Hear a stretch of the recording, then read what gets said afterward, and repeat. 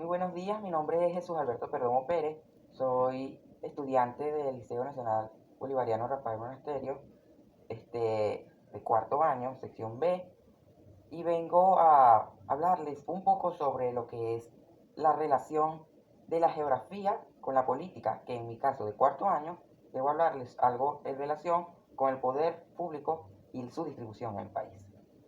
Empecemos con Venezuela y con su ubicación geográfica. Venezuela es un país soberano ubicado en la parte norte central al sur del continente americano. Tiene latitud norte y longitud oeste y se encuentra ubicado en una zona multidiversa, que por cierto es declarado por la UNESCO como país multidiverso, uno de los únicos multidiversos a nivel mundial, en el cual tiene diversidad y gran gama de idiomas que lo hacen un país único, original y muy visitado. Venezuela ha sufrido muchas problemáticas a lo largo de los años, desde que fue su fundación y mucho antes, hasta cuando se descubrió esta tierra amada. Cuando llegaron los colonizadores españoles, sufrimos mucho. ¿Por qué? Porque nuestras razas propias fueron explotadas durante mucho tiempo. Y hasta que llegó el libertador Simón Bolívar y en 1811 y en ese trance de esos años logró liberarnos de la dinastía española. Cuando Venezuela empezó a salir de ese régimen realista y de la monarquía europea, fue que empezamos aquí a unificarnos e independizarnos, ya sea de la Nueva Granada o de la Gran Colombia. Aquí, políticamente, se ha ido instaurando un sistema de gobierno democrático durante los siglos pasados, luego de la independización propia de 1811. Aunque a pesar de ello, de que empezamos a crear un sistema de gobierno democrático, ya en 1879, 76 y 89, el presidente Antonio Guzmán Blanco empezó con una dictadura, porque ya se empezó a considerar así un régimen dictatorial debido a que su gobierno no fue del todo beneficioso para la economía del país. Luego de ello, se instó de nuevo el sistema de gobierno soberano, que duró durante mucho tiempo hasta la llegada del presidente Juan Vicente Gómez. Cuando en 1811 fue su independencia, que el presidente Simón Bolívar luchó con la dinastía española para acabar con ese régimen racista, fue que logramos aquí desarrollarnos social, política y económicamente, porque acabamos con esa deshonra que nos hacían aquí a los propios indígenas merecedores de la tierra que ya habían sido habitadas durante mucho tiempo por colonizadores que vinieron de la zona oeste del continente en la parte norte. Cuando empezamos a desarrollarnos propiamente en Venezuela, debido a que ya había mucha población, ya sea de los españoles aunados a la propia, y ya había muchos habitantes, ya era hora de crear un sistema de gobierno que beneficiase a la población y que organizara, planificara y legislara objetivamente en beneficio de todos. Cuando hablamos de democracia, hablamos de que el pueblo tiene el poder de la nación y que tiene derecho al sufragio universal y directo. ¿Por qué los poderes en Venezuela? Los poderes surgen luego de que hay mucha crecida en la población y se necesita, en el caso del Ejecutivo, alguien que organice y lidere en representación al pueblo. Pero de allí surge el Legislativo, que es el que le corresponde regir y limitar el poder que le es concedido al Ejecutivo. Luego surge el Judicial, que debe aplicar justicia en nombre de la ley a los servidores públicos, ya sea si es del TCJ, pero si es parte del ciudadano, es el que vela por el pueblo en nombre de la ley también, y rige en pro del pueblo, supervisando la buena gestión, instando el orden público. Luego surge el poder electoral, que es cuando el pueblo, si no quiere a un mandatario, lo puede derrocar o En el caso de la ley, luego de tantos años, ya cada cierto tiempo se cambia y se elige un nuevo representante para que no se convierta en un régimen dictatorial y un monopolio centralizado. Ahora bien, ¿por qué es necesario poderes en Venezuela? O en cualquier nación, indiferentemente. ¿Por qué? Porque cuando una nación crece, ya es algo dificultoso los diálogos entre la misma nación, entre el mismo pueblo. Porque es muy fácil estar en una mesa y debatir diferencias con 10 personas o con una cierta cantidad de habitantes a cuando ya excede el límite de miles y millones. ¿Por qué? ¿Qué pasa? Debe haber ya ahí representantes que identifiquen al pueblo, pero que representen a toda un lote de personas para poder debatir diferencias y elegir la que sea beneficiosa y vele por el bienestar social. Cuando ya en un país hay cierta cantidad de poderes, ya sea judicial, ciudadano, ejecutivo, electoral, ya pasa a ser nacional y regional, porque es necesario uno que represente a una nación desde el tope y otro que trate directamente con el pueblo y vele y esté así al tanto de lo que sucede en la rutina diaria con las gestiones y con sus pros y contras. El poder nacional está distribuido en el ejecutivo, que es el señor presidente, en los vicepresidentes, el gabinete de ministros y el procurador. Cuando hablamos del legislativo, es el que rige en una asamblea nacional, en un congreso o en un capitolio en el que está conformado por cierta cantidad de diputados, entre 255 y 270, y entre ellos escogen a un presidente, un vicepresidente y a los secretarios.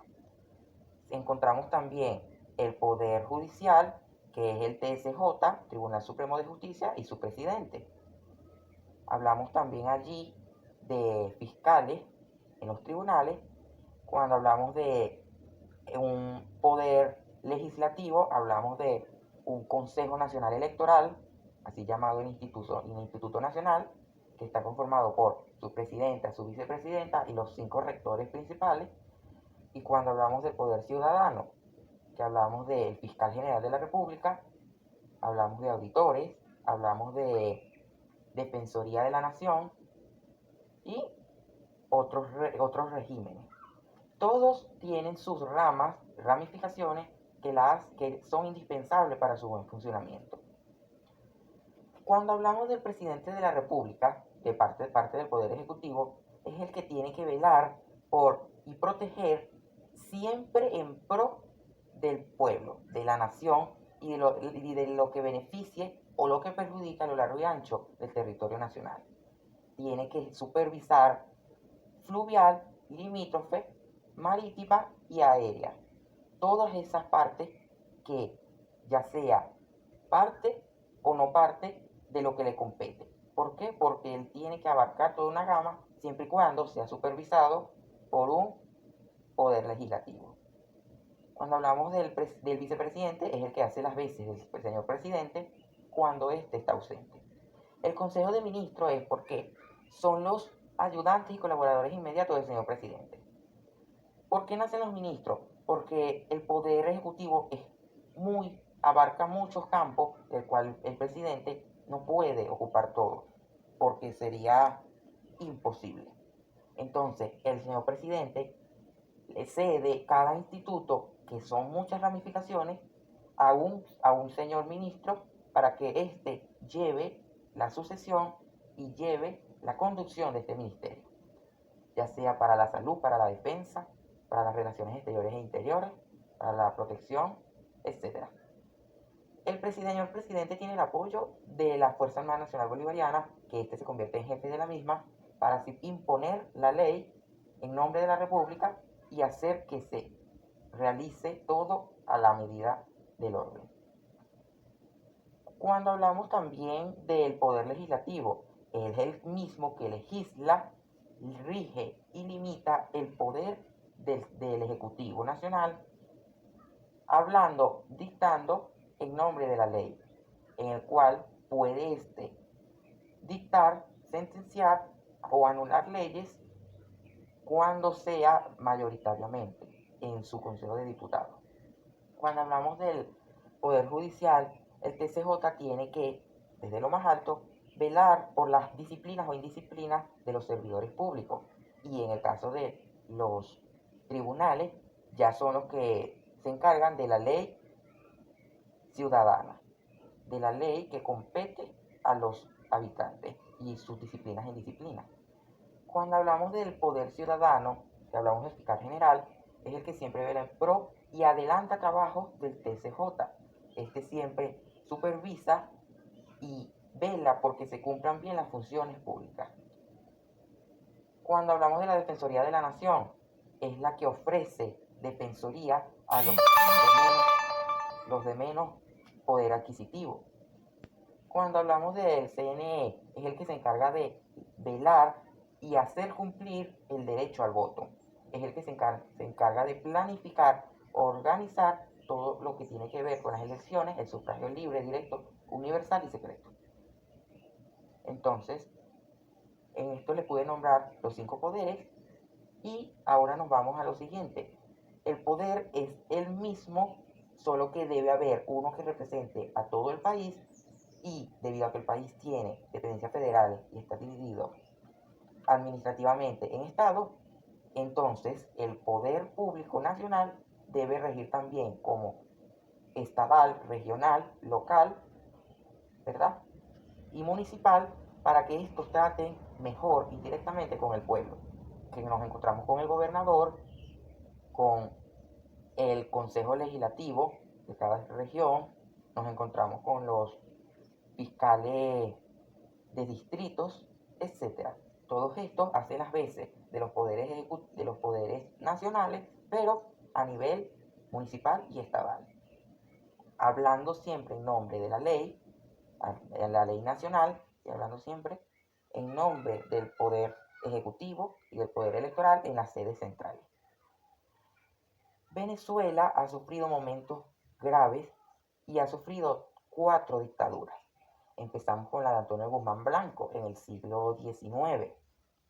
Pasamos con la de Juan Vicente Gómez, que ya es en el siglo XX, desde 1908 hasta 1935. Luego tenemos la del Marco Pérez Jiménez, el general Marco Pérez Jiménez, desde 1952 hasta el 58.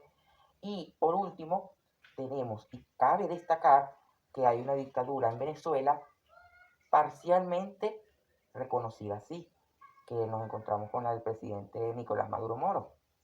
Cuando hablamos de soberanía nacional, hablamos de que el pueblo es el que rige en el poder y es el que elige mediante sufragio directo a su representante nacional, el cual debe velar por el bienestar social e indiferente y el que debe representar a la nación a nivel internacional.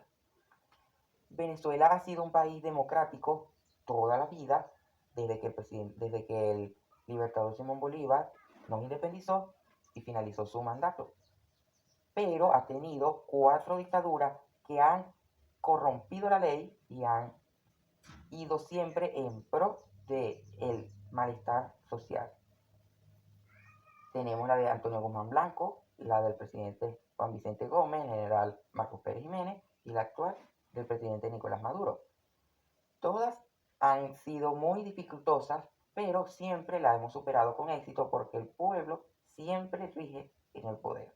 Y debemos avanzar con esperanza para acabar con los males que azotan al pueblo. Un sistema democrático delibera a su representante de forma directa o indirecta. Cuando hablamos de sufragio directo es cuando los habitantes ejercen el derecho al voto popular y los resultados mayoritarios es el que francamente decide y elogia al representante nacional sin intermediario alguno. En cambio, por su contraparte, el sufragio indirecto es cuando el grupo de personas escoge a un candidato, pero esta elección solamente sirve para instarle al consejero o al representante regional al que debe elogiar, al que debe elegir a la hora de una reunión nacional en el Consejo Nacional de Electores.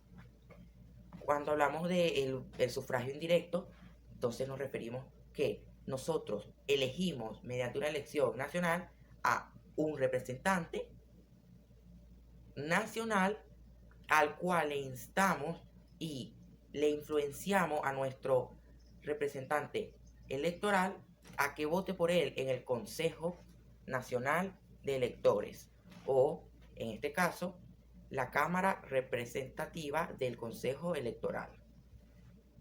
Entonces entendemos que el sufragio directo es el sufragio de forma participativa y el sufragio indirecto es el sufragio de forma representativa, en el cual indicamos a nuestro representante regional, que es prácticamente relativo al número de diputados en el Senado o en el Congreso, en este caso en la Asamblea, y que ellos en sus reuniones y sus sesiones extraordinarias escogerán, dependiendo de ya sea unánime o mayoritariamente, al representante nacional, el mandatario nacional.